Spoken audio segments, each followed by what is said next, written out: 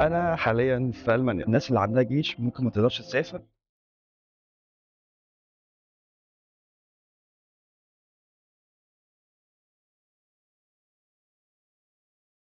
أنا حاليًا في ألمانيا في مدينة شفاينفورت، وبصراحة جيت قاعد مع صحابي.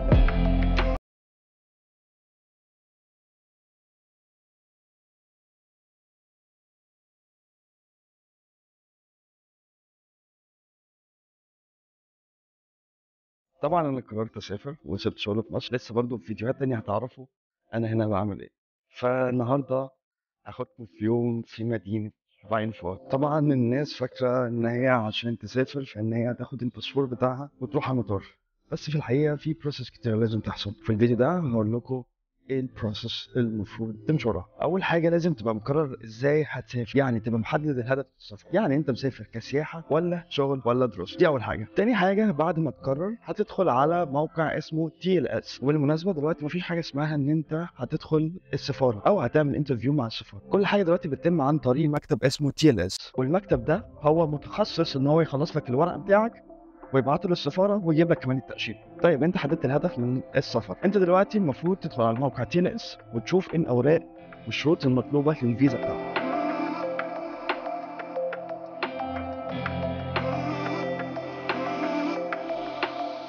طيب انت دلوقتي قريت على الموقع وعرفت الورق وجمعت كل الورق، والمناسبه ان هو هياخد وقت كتير عقبال ما تخلص الورق ده. بعد كده بتروح تي ال اس. طيب قبل ما تروح تي ال اس لازم بتحدد ميعاد من على الويب سايت الاول، بتدخل على الويب سايت وتختار الميعاد المناسب معاك، وبعد كده ممكن تدفع للميعاد اونلاين، يعني ممكن تدفع بالفيزا، تدفع باي بال.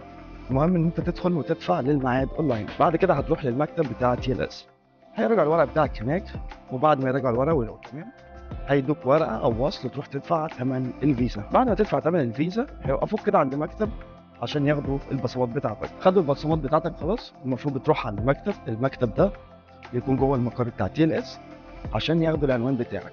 عشان بالمناسبه انت وانت في تي ال اس بتسلم الباسبور بتاعك اصلا عشان يجي لك عليه تاشيره. طيب ليه بتسلم العنوان بتاعك هناك اللي في مصر؟ عشان لما الباسبور بتاعك يخلص هيبعتوا لك مع شركه الشحن ديت، المفروض الباسبور هيجي لك لحد باب البيت.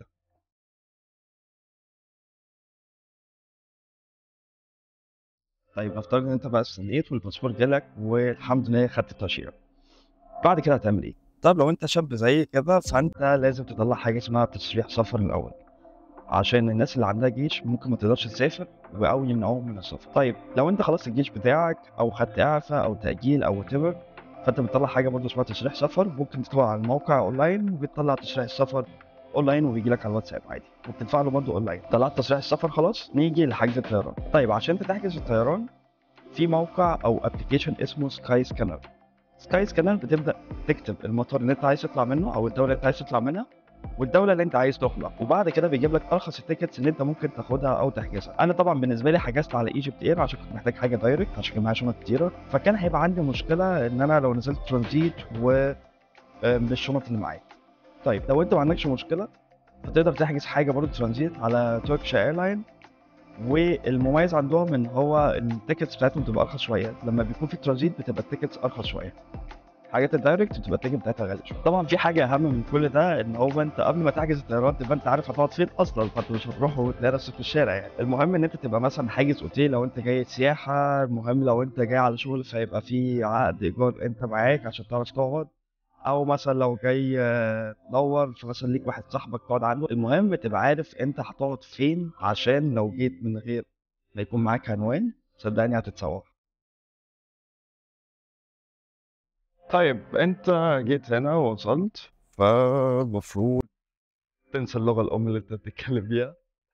ده اللي انا كنت مفكره برضه، بس انا عايز اقول لكم انا وصلت هنا لقيت في كمية عرب ومصريين مش قادر اتخيلها. طيب انا هنا بحاول اطلع على النهر، عايز اصور لكم الفيو من هناك عامل ازاي، وعايز اقول لكم انا ماشي اصلا على جوجل ماب فانا اصلا حافظ حاجة هنا، فيا رب اعرف اوصل وهصور لكم الجو من هناك عامل ازاي. طيب احنا حاليا عند النهر، مش عارف انتوا شايفينه كنهر ولا شايفينه كتلات المحمودية، بس هو شكله حلو قوي من هنا، وهوريكم برضه ده انا عامل ازاي.